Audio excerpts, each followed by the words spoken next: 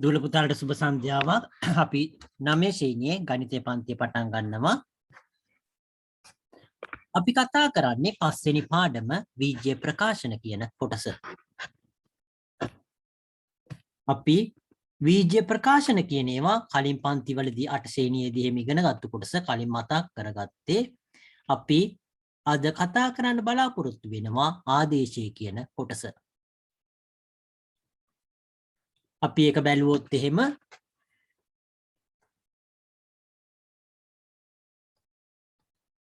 ආදේශය කියන කොටස අපි බැලුවොත් එහෙම වීජීය මම මේක මුලින්ම කියවලා ඊට පස්සේ විස්තර කරන්න බලාපොරොත්තු වෙනවා දුල පුතාලට.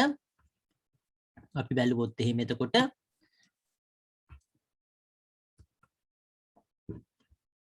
ආදේශය කියන කොටස අපි කතා කරන්නේ එතකොට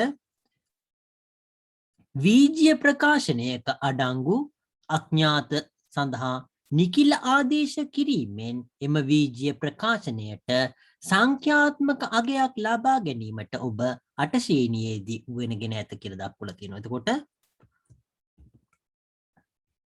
සදිශ සංඛ්‍යා ආදේශයෙන් වීජීය ප්‍රකාශනයක අගය සොයන ආකාරය මෙම කොටසින් විමසලා බලමු.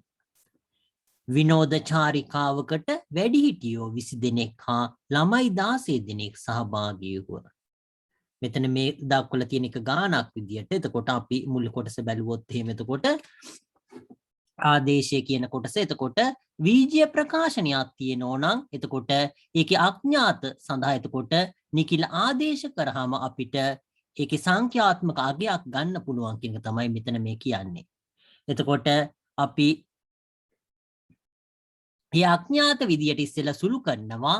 එතකොට ඊට පස්සේ අපිට පුළුවන් ඒකට යම් කිසි නිකිල සංඛ්‍යා ආදේශ කරාම දූල පුතාලට එතකොට ඒකේ සංඛ්‍යාත්මක අගයක් විදියට ඒක ලබා ගන්න පුළුවන් පිළිතුර කියන එක තමයි මේක දක්වලා තියෙන්නේ.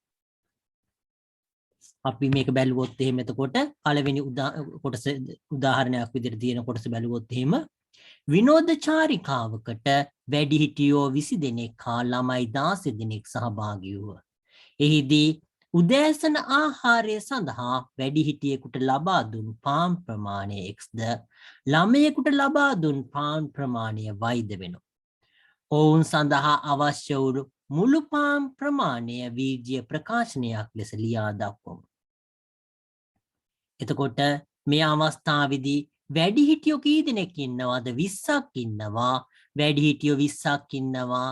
එතකොට එක්කෙනෙක් ලබා ගන්න පාන් ප්‍රමාණය කීයද? x. ළමයි කී දෙනෙක් ඉන්නවද? ළමයි 16 දෙනෙක් ඉන්නවා. එක්කෙනෙක් ලබා ගන්න පාන් ප්‍රමාණය y. එහෙනම් එතකොට ළමයි 20 දෙනෙක් එතකොට වැඩිහිටියෝ 20 දෙනෙක් එක්කෙනෙක් පාන් x ප්‍රමාණයක් ලබා ගන්නෝ නම් එතකොට මේ 20 දෙනාම ලබා ගන්න පාන් ප්‍රමාණය බැලුවොත් එහෙම එතකොට අපිට වැඩිහිටියන් 20 දෙනාම ලබා ගන්න පාන් ප්‍රමාණය අපිට බැලුවොත් එහෙම 20x. ළමයින් 16 දෙනා සඳහා එතකොට 16 දෙනා ලබා ගන්න පාන් ප්‍රමාණය බැලුවොත් එහෙම ඒක 16y. එහෙනම් මුළු පාන් ප්‍රමාණය එතකොට මේ වැඩිහිටියෝ ලබාගත්තු පාන් ප්‍රමාණයයි එතකොට ළමයින් ලබාගත්තු පාන් ප්‍රමාණය එකතුව වෙනවා. ඒ කියන්නේ 20x එකතු කිරීම 16x y කියන එක තමයි මේ අවස්ථාවේදී මුළු පාන් ප්‍රමාණය. ඒක මෙතන දක්වලා තියෙන්නේ. අපි ඊළඟ කොටසට ගිහිල්ලා අපි පස්සේ ලියා ගන්න බලාපොරොත්තු වෙනවා මේ කොටස. එතකොට ඊළඟ කොටස බැලුවොත් එහෙම වැඩිහිටියෙකුට පාන් භාගයක්ද ළමයෙකුට පාන් කාලක්ද ලබා දුන්නේ නම් බෙදා දී ඇති මුළු පාන් ප්‍රමාණය සොයන්න. එතකොට මේ අවස්ථාවේදී x කියලා කියන එක ගැන කියනවා. x කියලා කියන්නේ එතකොට වැඩිහිටියට දුන්නු එක. x සමාන වෙනවා කීයටද? භාගයට. y කියලා කියන එක කීයද? ළමයට ලබා දුන්නු පාන් ප්‍රමාණය කීයද? 4න් එකයි. එහෙනම් x කියන්නේ භාගයයි y කියන්නේ 4න් එක නම් එහෙම නැත්නම් විට කියලා ලියන්න පුළුවන් අවශ්‍ය නම්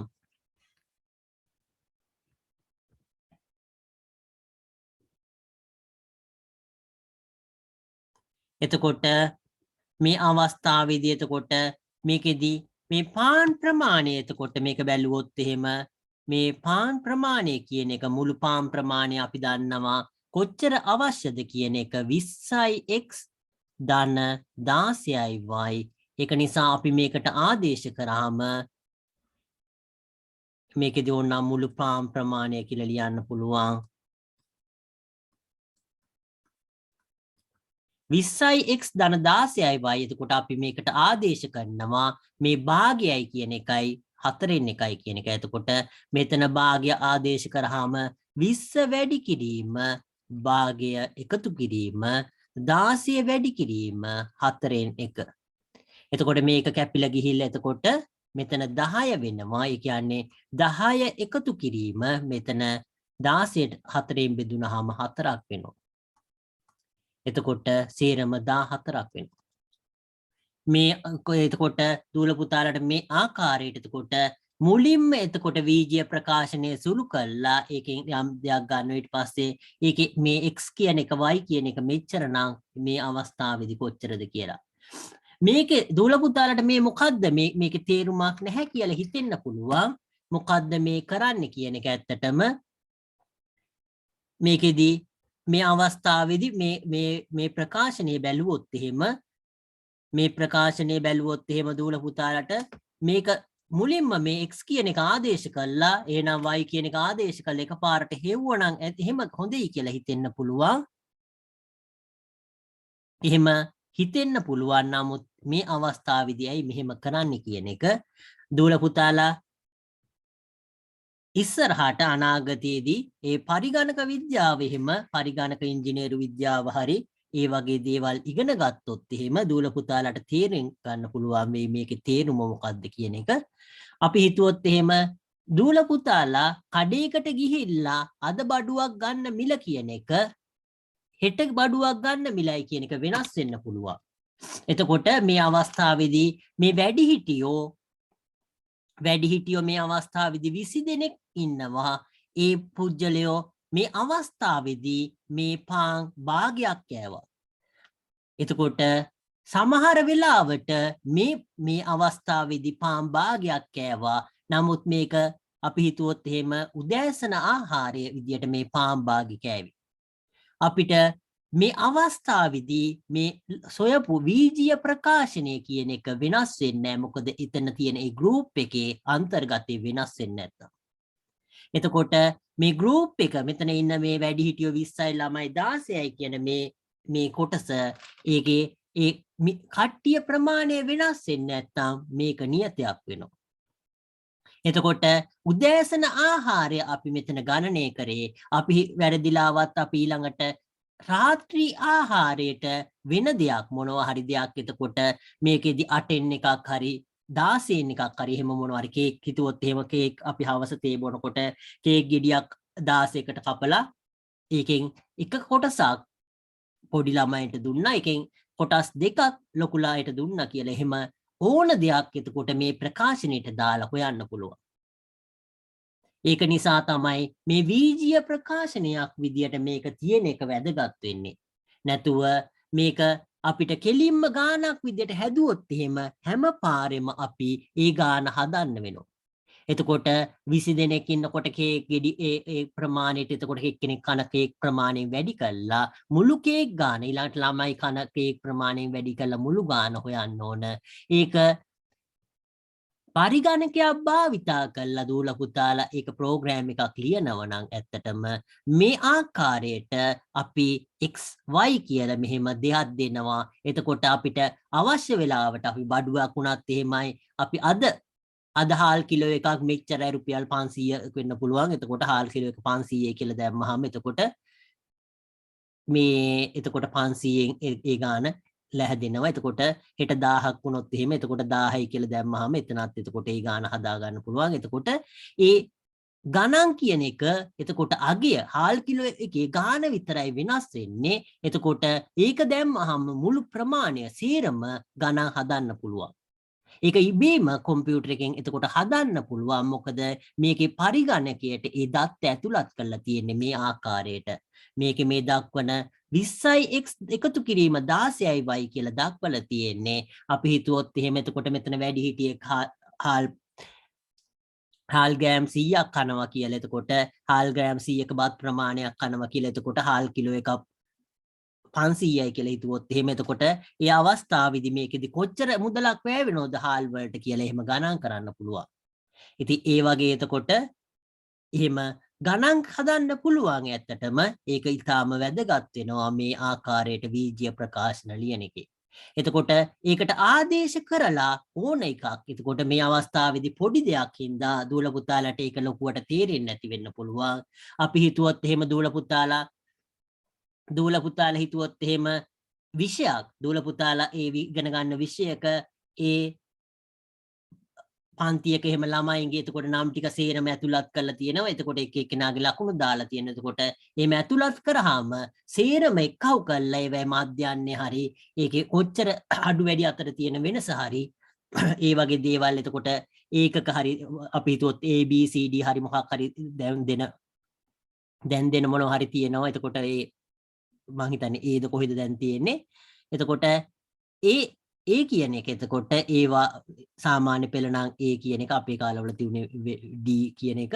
දූල පුතාලා එතකොට තියෙන්නේ A කියන එක. එතකොට ඒ කියන එක එතකොට කොච්චර ලකුණු ප්‍රමාණයක් ගත්තොත් ඒව නිකම්ම කවුරුවත් ඒවා හදන්න අවශ්‍ය නැහැ. ඒවා ප්‍රෝග්‍රෑම් වල ලියලා තියෙන්නේ මෙච්චර ලකුණු ප්‍රමාණයක් ආවොත් මේකම කියලා. ඉතින් ඒ වගේ මේ බීජීය ප්‍රකාශනවල මේ ආදේශ කියන එකෙන් දූල පුතාලට ඒ වගේ ඕන දෙයක් කරන්න පුළුවන්. මෙහෙම සුළු කරාම. ඒක නිසා තමයි මෙතන මේ කොටස ඇත්තටම වැදගත් වෙන්නේ. මෙතන අපි බීජීය ප්‍රකාශනය හදලා තියෙනවා. ඒකට අපි ආදේශ කරන සංඛ්‍යාව අනුව ඒකේ උත්තරේ දෙනවා. එතකොට අපි කම්පියුටර් එකට ආදේශ මොකක් හරි දැම්මහම ඒකේ උත්තරේ එනවා. එකක් හරි ඊළඟට දැම්මහම ඒකේ උත්තරේ වෙනවා. මම කලින් කිව්වා වගේ එතකොට හාල් මිල වුණත් එහෙමයි. පාන් ගෙඩියක මිල වුණත් එහෙමයි දැම්ම හැටි. එතකොට ඒක එනවා. එතකොට ඒ වගේ දූල පුතාලට මේක ගණනය කරන්න පුළුවන්. ඒක ඉතාම වැදගත් වෙනවා. දූල පුතාලා එතකොට මේ කොටස ලියා ගන්න මේ ආදේශය කියන කොටස මේක ලියා ගන්න. ඒක ලියාගෙන මේකෙන් එතකොට මේ ගාන කියන එක ගාන එතකොට මේක පිටු නම්බරේ දාලා ලියාගත්තත් හරිය. මම හිතන්නේ 59 වෙනි පිටුව එතකොට මේක ලියා ගන්න වැඩිහිටියෝ 20 දෙනෙක්. එතකොට වැඩිහිටියෝ 20 දෙනෙක් සහභාගී වුණා කියන එක ලියාගත්තා කමන්නේ. මේකේ තියෙන වැදගත් කරුණු විනෝද චාරිකාවකට එතකොට වැඩිහිටියෝ 20යි ළමයි 16ක් හිටියා. ඒක දූල පුතාලේ වචන ලියාගත්තට කමන්නේ. එතකොට උදෑසන ආහාරයට එතකොට පාන් x ප්‍රමාණයයි මේ ළමයෙක් එතකොට වැඩිහිටියෙක් පාන් x ප්‍රමාණය ළමයේ පාන් y ප්‍රමාණයයි. එතකොට ඒකින්ද මුළු පාන් ප්‍රමාණය බීජීය ප්‍රකාශනයක් විදිහට ලියලා එහෙම කියලා ලියලා ගාන ලියලා හදාගත්ත එකත් හොඳ වෙයි. සමහරලාට දූල පුතාලා එහෙම ලියා ගන්න.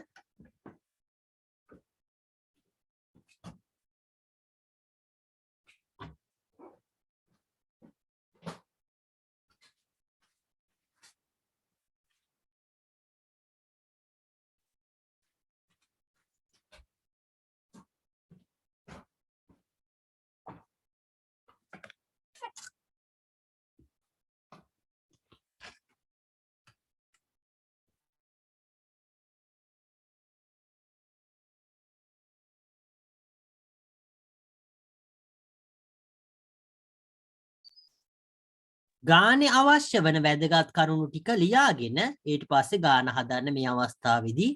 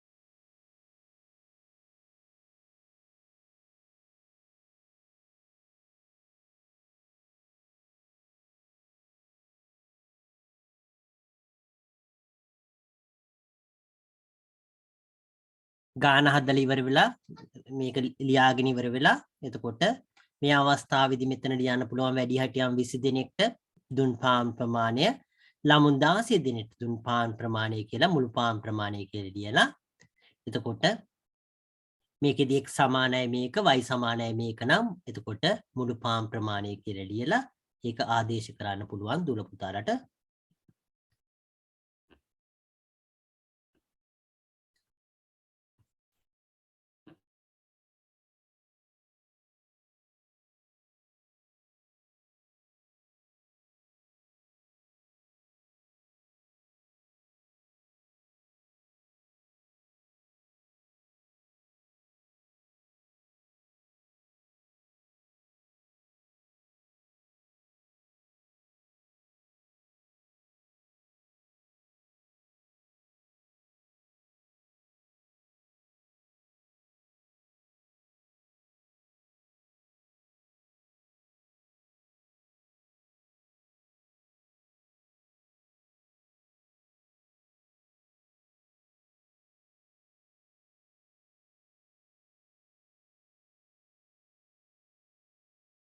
ඕකේ මම ආපහු කියලා දෙන්නම් මේ කොටස හදන ආකාරය මම ආපහු කියලා දෙන්නම් එතකොට මේ අවස්ථාවේදී මේ ආදේශ කිරීම බීජය ප්‍රකාශන කියන එක දූල පුතාලා ඉගෙන ගන්න මොකටද කියන එක ඇත්තටම දැනගන්න එක වැදගත් වෙනවා බීජය ප්‍රකාශන කියන එක අපි ගොඩක් වෙලාවට භාවිතා කරන්නේ මම කලින් කිව්ව අවස්ථාව වගේ එතකොට පරිගණකවල ඒ ප්‍රෝග්‍රෑම් වගේ දේවල් ලියන්න තමයි අපි බීජය ප්‍රකාශන කියන එක භාවිතා කරන්නේ වෙනත් දේවල් වලට එතරම් මම හිතන්නේ භාවිතා කරනවා කියලා ඒවට තමයි භාවිතා කරන්නේ එතකොට දූල පුතාලා මොනම දෙයක් එහෙම මම කිව්ව අපි හිතුවොත් එහෙම කඩේක ඒ වෙලඳාම හරි ඕනම දෙයක් එහෙම එතකොට ඒක ගණනය කරන්න හරි ඒ වගේ විවිධ දේවල් සඳහා අපි හිතුවොත් එහෙම පාන්තියක ළමයින්ගේ ඒ ලකුණු එක්කහු කරන්න හරි එහෙම ප්‍රෝග්‍රෑම් එකක් ලියනකොට අපිට හැම අවුරුද්දෙම එක ලියන්න බෑ ඇත්තටම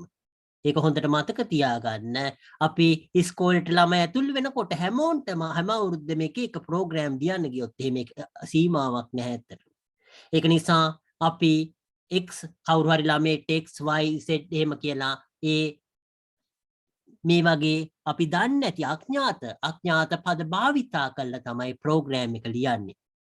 එතකොට අඥාත පද භාවිතා කරලා එක ප්‍රෝග්‍රෑම් එක ලියලා ඒක අපි අවශ්‍ය දේ අපි හිතුවොත් එහෙම මේකෙදි පන්තියේ ළමයින්ගේ එතකොට ලකුණු වල අපි හිතුවොත් එහෙම ඇවරේජ් එක පන්තියේ ළමයින්ගේ එතකොට ඒ ලකුණු වල ඇවරේජ් එක එහෙම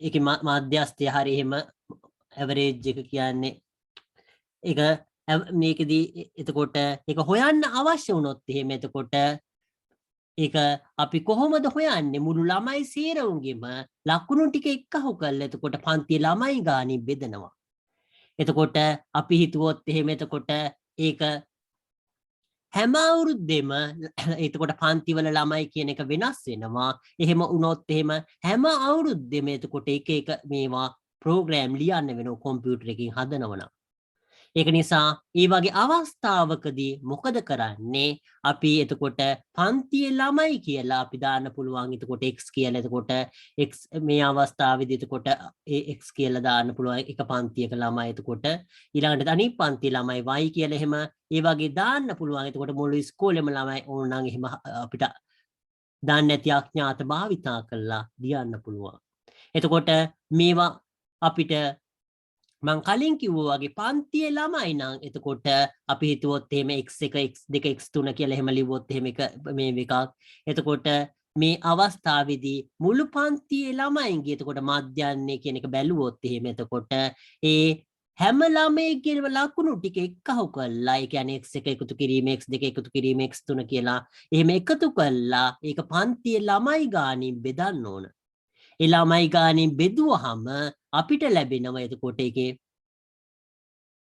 මාධ්‍යන් සිංහල එක හරියටම කියන්න බෑ ඒක නිසා ඇවරේජ් එක කියලා මම ඒක කියන්නම් එතකොට ඒකෙදී ඇවරේජ් එක එතකොට අපිට ලැබෙනවා එතකොට මේ මුළු ළමයින්ගේ ලකුණු ටික එක්කහු කරලා ඒ ළමයි ගානින් බෙදුවහම එතකොට ඒක නිසා අපි හැම අවුරුද්දෙම එක එක ළමයට ප්‍රෝග්‍රෑම් ලියන්න අවශ්‍ය නැහැ. මේ අවුරුද්දේ ළමයි ඉන්නවා 10 මේ අපි හිතුවොත් එහෙම 10ක් ඉන්නවා කියලා අපි අතුල් කරා.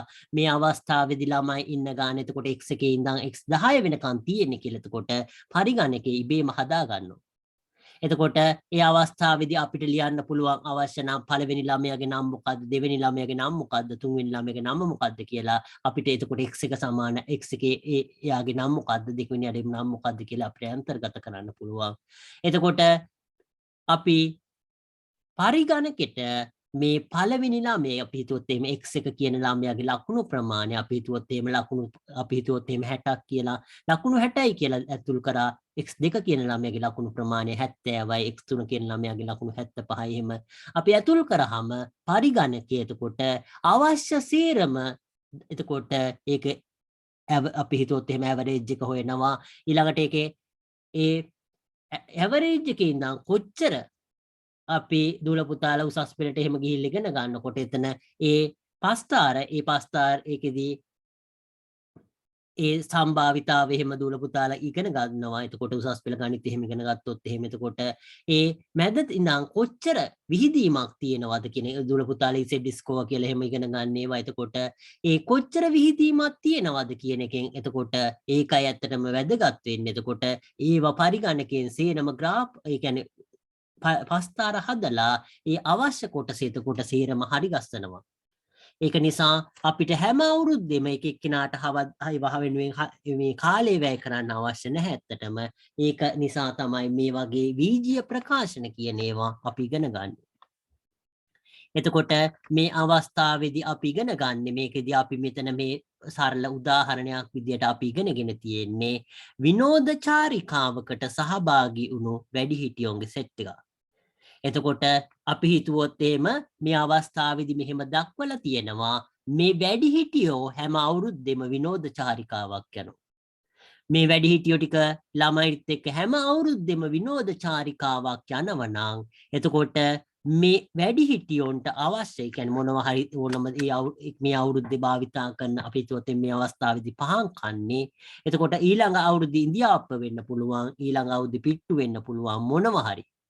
එතකොට ඒක හැම අවුරුද්දෙම එතකොට මෙහෙම ගණන් කරනවද කියන එක එතකොට අපි අතින් ගණන් කරනවද එහෙම නැත්නම් පරිගණකයකට ඒක දක්වලා මේ අවස්ථාවේදී එක උදාහරණයක් විතරයි සමහරලාට මේ වගේ ගෲප් කීපයක් ඉන්න වෙන්න පුළුවන්. එතකොට එක එක ගෲප් එකට වෙන වෙනම හදන්න අවශ්‍යත් නැහැ එතකොට ගණන්.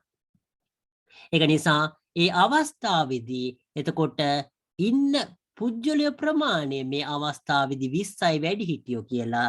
එතකොට එක පුජ්‍යලයක එතකොට ආහාරයට ගන්න ප්‍රමාණය x කියලා දෙන්නේ එතකොට මේ අවස්ථාවේදී පාන් කියලා දෙනවා. නමුත් ඒක අපිට ඕනනම් වැඩි හිටියෝ 20 දෙනෙක් ඉන්නවා. මේ වැඩි හිටියෝ 20 දෙනා ආහාරයට ගන්න ප්‍රමාණය x කියලා දෙන්න පුළුවන්. ළමයි 16 දෙනෙක් ඉන්නවා. ළමයි ආහාරයට ගන්න ප්‍රමාණය y කියලා දෙන්න පුළුවන්.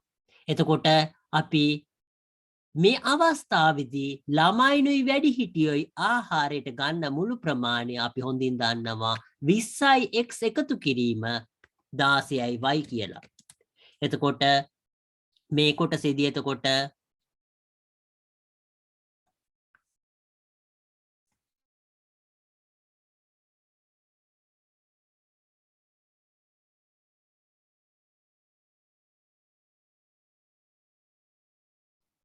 මේ කොටසේදී එතකොට අපි බැලුවොත් එහෙම එතකොට මේ අවස්ථාවේදී මෙතන 20 කියන එක එතකොට අපිට මේ අවස්ථාවේදී කන්න කොච්චර මේ අවශ්‍ය වෙනවද කියන එක එතකොට වැඩිහිටියෙක් කන ප්‍රමාණය x කියලා කියන්නේ. එතකොට මෙතන පාන් කියලා මෙතන ලියලා තියුණාට මේ අවස්ථාවේදී ඇත්තට මේ අවස්ථාව බැලුවොත් එහෙම වැඩිහිටියෝ 20ක් ඉන්නවා. ළමයි 16 දෙනෙක් ඉන්නවා.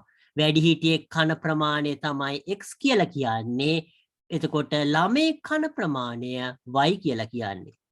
එතකොට මේ අවස්ථාවේදී අපිට ලියන්න පුළුවන් එතකොට මේ අවස්ථාවේදී මුළු හැමෝටම කන්න අවශ්‍ය වන ප්‍රමාණය කියන එක තමයි අපි ඊළඟට ලියන්න අවශ්‍ය වෙන්නේ.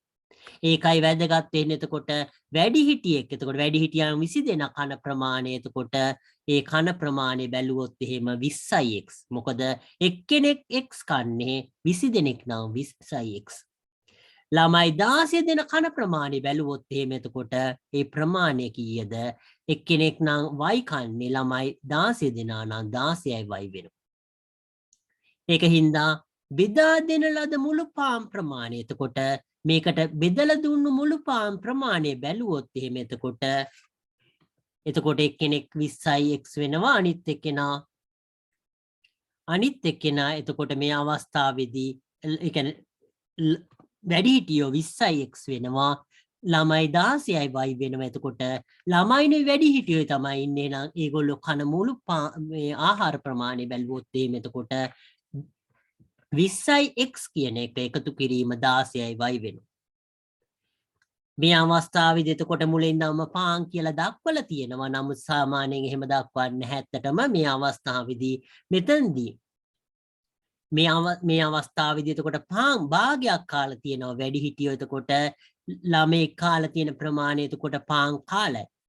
එතකොට මේ අවුරුද්දේ අපි හිතුවොත් එහෙම මේ අවස්ථාවේදී මේ විනෝද චාරිකාවේදී මේ අවුරුද්දේ උදේ ආහාරය විලුවට ගන්න. එතකොට පාන් ඒකෙන් පාන් භාගයක් කනවා වැඩිහිටියෙක්. එතකොට ළමයි පාන් කාලක් කනවා. එහෙනම් කොච්චර පාන් ප්‍රමාණයක් අවශ්‍ය වෙනවද කියන එක තමයි මෙතන ගණනය කරන්නේ. ඒක නිසා මේ අවුරුද්දේදී අපි බැලුවොත් එහෙම එතකොට x කියන එක භාගයක් වෙනවා y කියන එක 4න් එකක් වෙනවා. එතකොට අපිට මේ අවුරුද්දේ මේ විනෝද චාරිකාව යනකොට කොච්චර පාන්ගෙඩි ප්‍රමාණයක් අරන් යන්න ඕනද කියන එක අපිට තීරණය කරන්න පුළුවන් මේකෙන්. එතකොට මේ අවස්ථාවේදී x කියන එකට එතකොට 4න් මේ දෙකෙන් එක y කියන එකට 4න් එක ආදේශ කරාම අපිට කෙලින් වෙනවා මේ පාර විනෝද චාරිකාව යන්නකොට කොච්චර පාන්ගෙඩි ප්‍රමාණයක් කඩෙන් ගන්න හරි අපි ගෙනියන්න ඕන හරි කියන එක. ඒක තමයි මේ අවස්ථාවේදී 14ක් වෙන්නේ. අපි හිතුවොත් එහෙම ඊළඟ අවුරුද්දේ ඉන්දියාප්ප කනවා කියලා වැඩිහිටියෙක් ඉන්දියාප්ප 8ක් කනවා පොඩි ළමයෙක් ඉන්දියාප්ප 4ක් කනවා කියලා හිතුවොත් එහෙම එතකොට ඒ අවස්ථාවේදී x කියන එක 8ක් කරනවා y කියන එක 4ක් කරනවා. එතකොට අපිට ලැබෙනවා ඒ අවුරුද්දේදී ගෙනියන්න ඕන ඉන්දියාප්ප ප්‍රමාණය. අපි හිතුවොත් එහෙම වෙන දෙයක් වුණත් එහෙමයි කිරි හරි මොනවා හරි වුණත් එහෙමයි. එතකොට ඒවා මේ ආකාරයට දැක්වුවාම අපිට පහසුවෙන් සීරම ගණනය කරන්න පුළුවන්. මේකෙදි මේ ගාන පොඩි ගානක් හින්දා දුල පුතාලට තරම් පහසුවක් නැතුව සුළු කරන්න පුළුවන්. නමුත් අපි එදිනෙදා භාවිතා කරන දේවල් ඊටාම විශාල ගණන් එහෙම කරනවා. අපි හිතුවොත් එහෙම දුල පුතාලා සාමාන්‍යයෙන් හිතුවොත් එහෙම ඉස්පිරිතාලයක භාවිතා කරන බෙහෙත් ප්‍රමාණය හරි ඒ වගේ ඒවට යන වියදම හරි එතකොට අපි හිතුවොත් එහෙම එතකොට කර්මාන්ත ශාලාවක මොනවා හරි හදනකොට ඒකට අවශ්‍ය අමුද්‍රව්‍ය ප්‍රමාණය දැම්මහම එතකොට අපිට හිතුවොත් එහෙම ඇඳුම් ගාමන්ට් එක ඇඳුම් මහනවා කියලා ගාමන්ට් එකකින් ඇඳුම් මෙච්චර ප්‍රමාණයක් අපි හිතුවොත් එහෙම ඇඳුම් 100ක් මහන්න ඕන කියලා. එතකොට අපි ප්‍රෝග්‍රෑම් එකක් ලියලා තියුණොත් එහෙම එක ඇඳුමකට අවශ්‍ය වන ඒ දේවල් මෙච්චරයි කියලා. එතකොට අපි මේ අවස්ථාවේදී එතකොට ඇඳුම් 20ක් කියලා දැම්මහම මොනවද ඕන? එතකොට අපිට මේවයි එක ගණන් දැම්මහම එතකොට සේරම ඇඳුමකට යන ගානයි එතකොට ඒක නීම කරන්න යන කාලේ සේරම දේවල් අපිට තත්පර ගානකින් අපේ අතට එනවා. ඒකට තමයි මේ වගේ දේවල් භාවිතා කරන්නේ. ඒක දූල පුතාලා හොඳින් මතක තියාගන්න. අපි ඊළඟ කොටසට යන්න බලාපොරොත්තු වෙනවා. දූල පුතාලා ලියාගෙන ඉවරයි කියලා හිතනවා.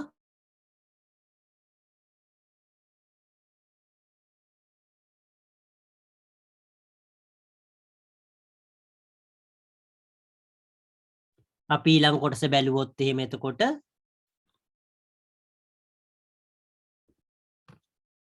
නිදසුන එක කියන කොටස බැලුවොත් එහෙම එතකොට නිදසුන එක කියන කොටස ඒ සමානයි භාගයක්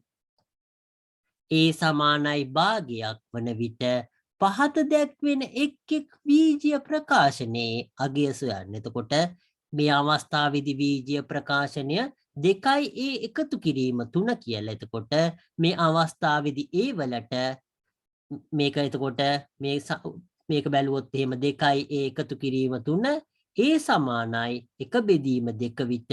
එහෙනම් මේකේ උත්තරේ බැලුවොත් එහෙම 2 වැඩි කිරීම 1 බෙදීම 2 එකතු කිරීම 3. එතකොට මේක කැපිලා ගියා. එතකොට 1 එකතු කිරීම 3 කියලා එක තමයි. ඒ කියන්නේ 1 එකතු කිරීම 3 සමානයි 4යි. මේ ආකාරයට අපිට හොයන්න පුළුවන්. ඊළඟ එක බැලුවොත් එහෙම එතකොට 6 අඩු කිරීම 4යි ඒ කියන එක බැලුවොත් එහෙම ඒ සමානයි මේ අවස්ථාවේදී 1 බෙදීම 2.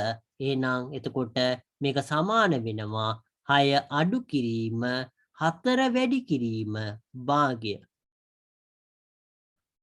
එතකොට 6 අඩු කිරීම 2 සමාන වෙනවා 4ට. ඊළඟ එක බැලුවොත් එහෙම එතකොට 3යි ඒ ඍණ 1 කියන එක. එතකොට මේ අවස්ථාවේදී ඒ සමානයි භාගය විට. එතකොට මේක සමාන වෙනවා 3 වැඩි කිරීම. මේකේ ඒ කියන එක මෙතනට ගේන්න දුල පුතාලා පුළුවන් නම් මෙතනට ලියන්න. නැත්නම් මේක මෙතන තියෙන එක හරි නැහැ. මම ලිව්වට ඒක මේ පස්සට ගෙනියන්න. එක පේලියට සමාන ලකුණු තියෙන්න ඕන.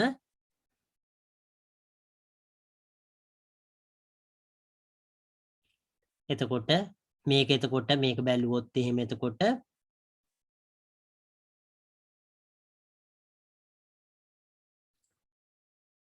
එතකොට මේ අවස්ථාවේදී මේක බැලුවොත් එහෙම 3යි ඒ ඍණ 1 කියන එක. ඒ කියන්නේ එතකොට භාගය කියන එක. එතකොට මේක සලු කරාම 3 බෙදීම 2 ඍණ 1 සමාන වෙනවා 1 බෙදීම 2. මේ ආකාරයට දුල පුතාලා එක ලියා ගන්න. එතකොට සුළු කරන ආකාරය. මොනවා හරි ප්‍රශ්න තියෙනවා නම් එතකොට අහන්න ඒක. ලියාගෙන ඉවර වෙලා chat එකේ දාන්න ලියාගෙන ඉවරයි කියලා.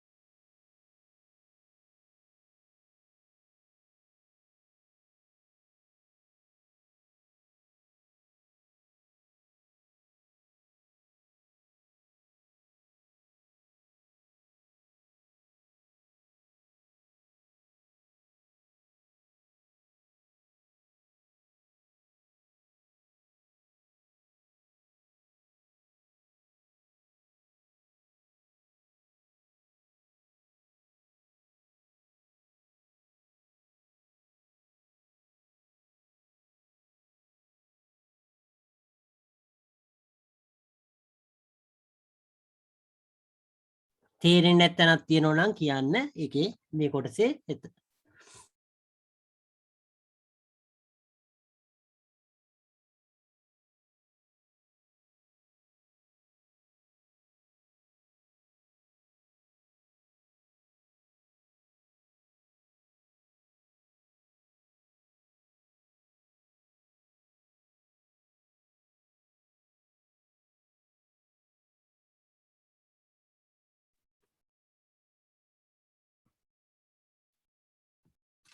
අපි ඊළඟ කොටසට යන්න බලාපොරොත්තු වෙනවා. දුර පුතාලා ලියන අය ඉන්නවා නම් කියන්න.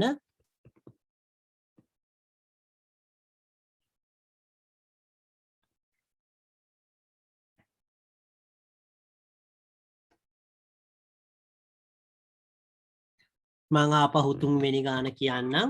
එතකොට මේ 3 වෙනි ගාන බැලුවොත් එහෙම මම පල්ලෙහා සුළු කරන්නම්. මේ අවස්ථාවේදී මේ ගාන අපි බැලුවොත් එහෙම 3 වෙනි ගාන ආපහු පාරක් මම කියලා දෙන්නම්.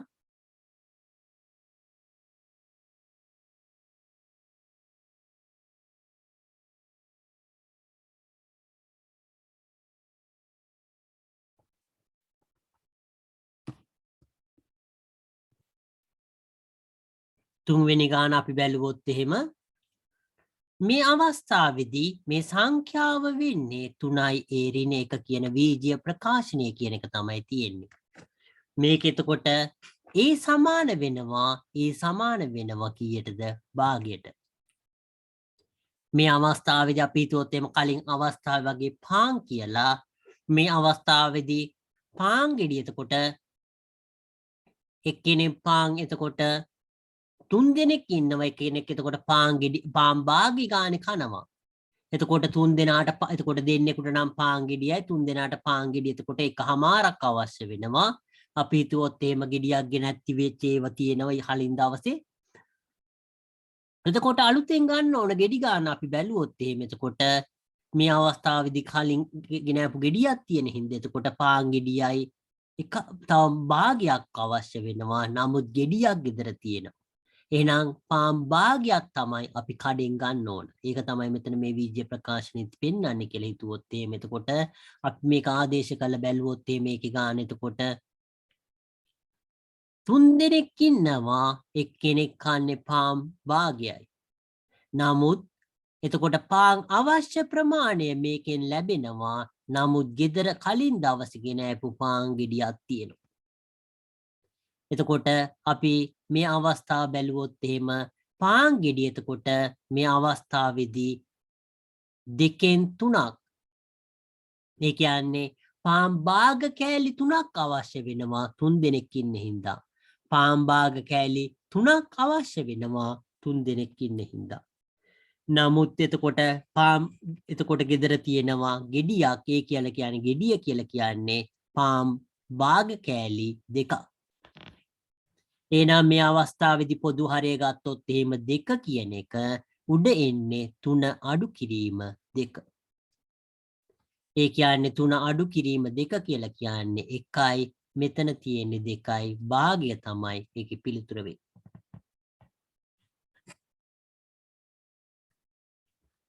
මේක හරිද දූල පුතාලා තේරුණාද? තේරුණ නැත්නම් කියන්න අපහු කියලා දෙන්න.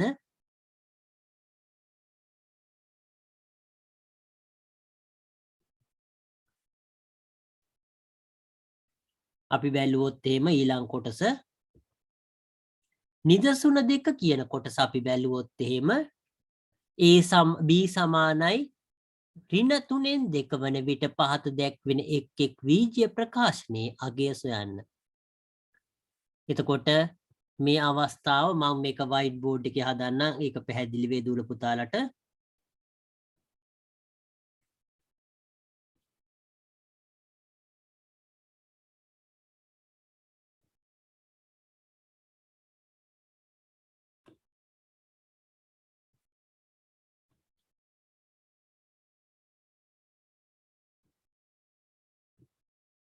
මම ගණන් ටික ඉස්සෙල්ලා කොපි කරගන්නම්. ගණන් ටික කොපි කරගන්නම් මේකට. b සමානයි ඍණ 2 බෙදීම 3. පළවෙනි එක බැලුවොත් එහෙම 3යි b ධන 5. දෙවෙනි එක බැලුවොත් එහෙම එතකොට 5 ඍණ 6යි b. තුන්වෙනි එක බැලුවොත් එහෙම 2යි b ධන 1 බෙදීම 3. එතකොට අපි මේ ගණන් ටික බැලුවොත් එහෙම මේක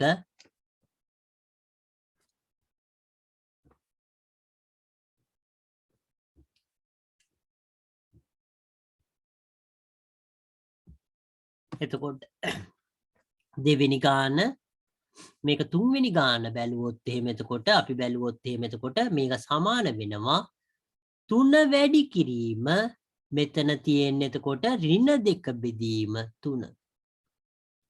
එකතු කිරීම 5. එතකොට මේ අවස්ථාවේදී දූල පුතාලා කලින් ඉගෙනගෙන තියෙනවා මේකෙදි එතකොට අපි මෙතන තියෙන ධන කියන එක මෙතන තියෙන ඍණ කියන එක එතකොට ධනයි ඍණයි වැඩි වුණාම ඍණ කියන එක එන්නේ. ඊළඟට 2 කියන එක වැඩි කිරීම 3 බෙදීම 3. මේ 3ට මේ 3 කපලා යනවා එකතු කිරීම 5. ඒ කියලා කියන්නේ ඍණ 2 එකතු කිරීම 5 සමානයි 3 වෙනවා.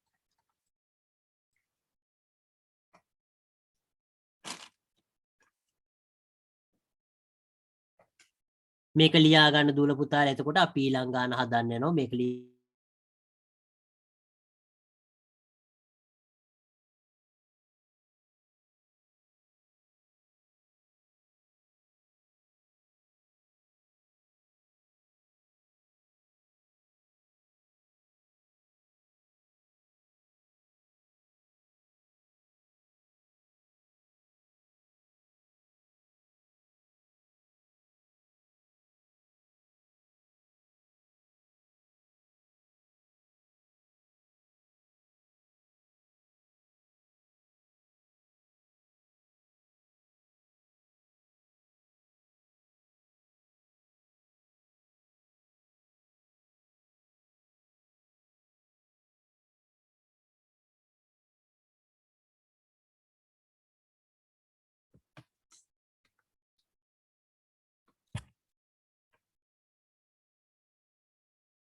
අපි ඊළඟ ගාන හදන්න බලාපොරොත්තු වෙනකොට මේ අවස්ථාවේදී පහරින 6යි b තියෙන්නේ.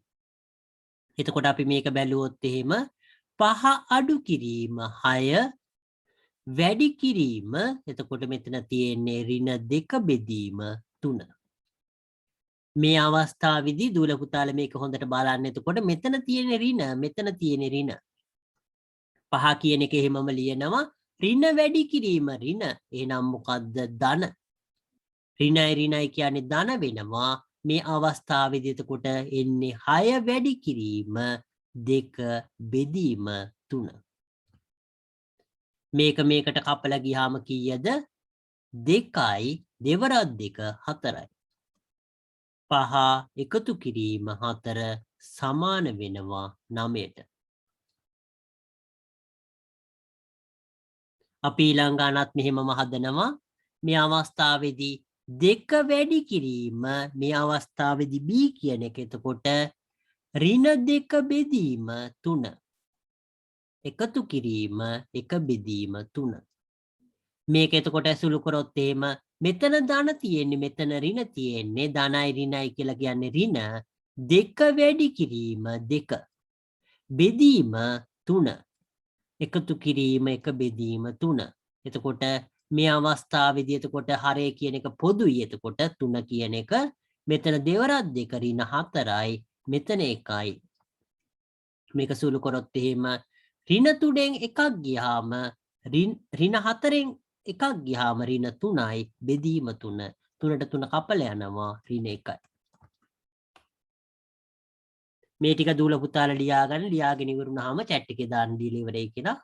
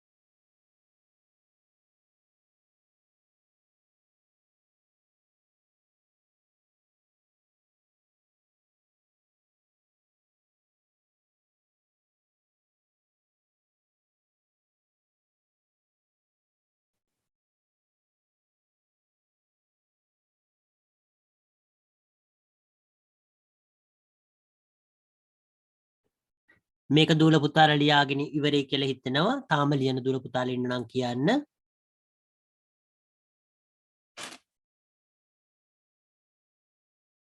අපි ඊළඟ කොටසට යන්න බලාපොරොත්තු වෙන එතකොට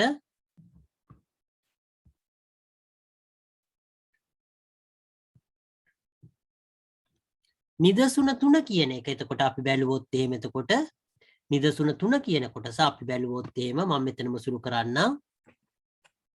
නිදසුන 3ේදී x සමානයි භාගයයි කියන එක y සමානයි ඍණ 4න් එකයි. එතකොට මේ අවස්ථාව එතකොට අපි එක මම ආපහු පාරක් මේ වික ලියන්නම්. මෙතන ලිව්වොත් අපහැදිලි වෙයි. මම ආපහු පාරක්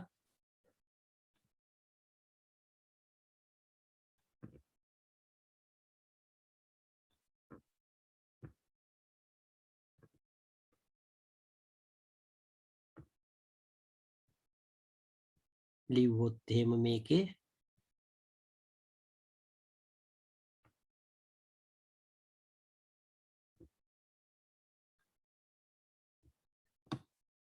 එතකොට x සමානයි භාගයයි y සමානයි ඍණ 4න් එකයි. 2x එකතු කිරීම 4y පළවෙනි එක. දෙවෙනි එක 2x අඩු කිරීම 2y. තුන්වෙනි එක 4xy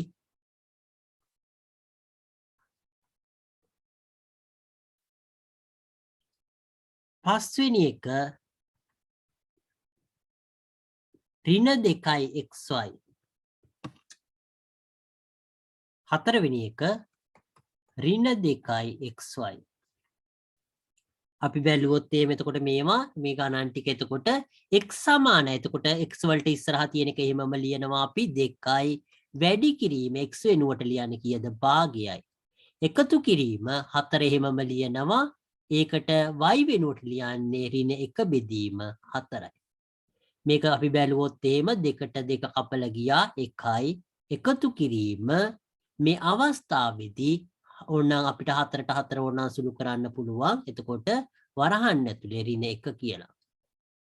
එහෙම නැත්නම් කලින් වගේ මේ දෙක වැඩි කරලා අපිට ඒ ලකුණ හදන්න පුළුවන්. එතකොට මේකෙදි මම හිතන්නේ එහෙම කරන එක හොඳ වෙයි.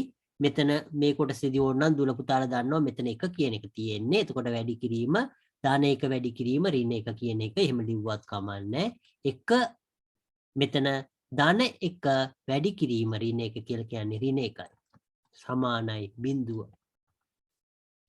මේකේ පිළිතුර එතකොට බිඳුවයි. එතකොට මෙතනදී සුළු කරක් කමන්නේ. මම කලින් කිව්වා වගේ මෙතනදී ධන ඍණ කියලා කියන්නේ ඍණ 4 වරක් එක 4යි 4 බෙදීම 4 කියලා කියලා අපිට ලියන්න පුළුවන්.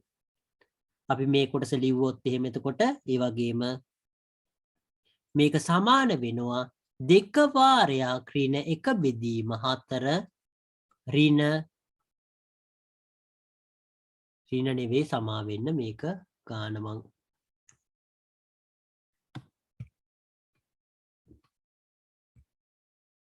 එතකොට අපි මේක ලිව්වොත් එහෙම එතකොට x කියලා කියන්නේ භාගයයි. එතකොට 2 වැඩි කිරීම 1 බෙදීම 2 ඍණ 2 වැඩි කිරීම ඍණ 1 බෙදීම 4. මේක සමාන වෙනවා 2ට 2 කපලා ගියා 1යි. එතකොට මෙතන වැඩි කරන්න පුළුවන් මේකයි වැඩි කරන්න පුළුවන් ඍණ කියලා කියන්නේ ධන. මෙතන 2 බෙදීම 4. මේක කපලා ගියාම 2යි. එතකොට 1 එකතු කිරීම භාගය කියලා කියන්නේ දූල පුතාලට ඕන නම් මේක එකමාර කියලා ලියන්න පුළුවන්. අපි 1යි මෙහෙම ලියන්න පුළුවන්. එතකොට මේ අවස්ථාවේදී පොතේ දක්වලා තියෙනක බැලුවොත් එහෙම දක්වලා තියෙන්නේ. එතකොට ඒ ආකාරයට දූල පුතාලට ලියන්න පුළුවන්. අපි මේක බැලුවොත් එහෙම එතකොට 4 වාරයක් එතකොට x කියලා කියන්නේ භාගයයි y කියලා කියන්නේ ඍණ 1 බෙදීම 4යි. එතකොට මේක සුළු කරන්න පුළුවන් මෙහෙම ඕනනම් මෙතන 4ෙන් වැඩි බෙදලා දාන්න පුළුවන්. එහෙම නැත්නම් දූල පුතාලා දන්න ආකාරයට ධන කියලා කියන්නේ වැඩි කරාම ධන ඍණ වැඩි කරාම ඍණ. එතකොට මෙතන තියෙන 4 වැඩි කිරීම 1 බෙදීම 2 වැඩි කිරීම 1 බෙදීම 4. 4ට 4 කැපිලා ගියා ඍණ 1 බෙදීම 2ක් වෙනවා. ඊළඟ සංඛ්‍යාවත් අපි බැලුවොත් එහෙම එතකොට මේ අවස්ථාවේදී සමාන වෙනවා ඍණ දෙක වැඩි කිරීම x කියලා කියන්නේ භාගයයි y කියලා කියන්නේ ඍණ 1 බෙදීම 4යි. එතකොට මේ අවස්ථාවේදීත් වැඩි කරන්න පුළුවන් ඍණ වැඩි කිරීම ධන කියලා කියන්නේ ඍණ ඊට පස්සේ ඍණ වැඩි කිරීම ඍණ කියලා කියන්නේ ධන. මේ අවස්ථාවේදී 2යි වැඩි කිරීම 1 බෙදීම 2 වැඩි කිරීම 1 බෙදීම 4. එතකොට මේකෙදි මේකට මේ කපල යනවා සමාන වෙනව 1 බෙදීම 4.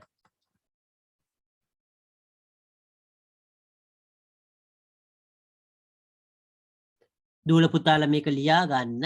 මේ අවස්ථාවවලදී වැඩි කරනකොට ඒකේ ලකුණු කියන එක ඉස්සෙල්ලා වැඩි කරන්නේ ඊට පස්සේ සංඛ්‍යා වැඩි කරන්නේ ඒක මතක තියාගන්න. මේක ලියාගෙන අපි අදට මේ පන්තිය මෙතනින් අවසන් කරන්න බලාපොරොත්තු වෙනවා. මේක ලියාගෙන දූල පුතාලා කියන්න අපි පන්තිය අවසන් කරනවා එතනින්.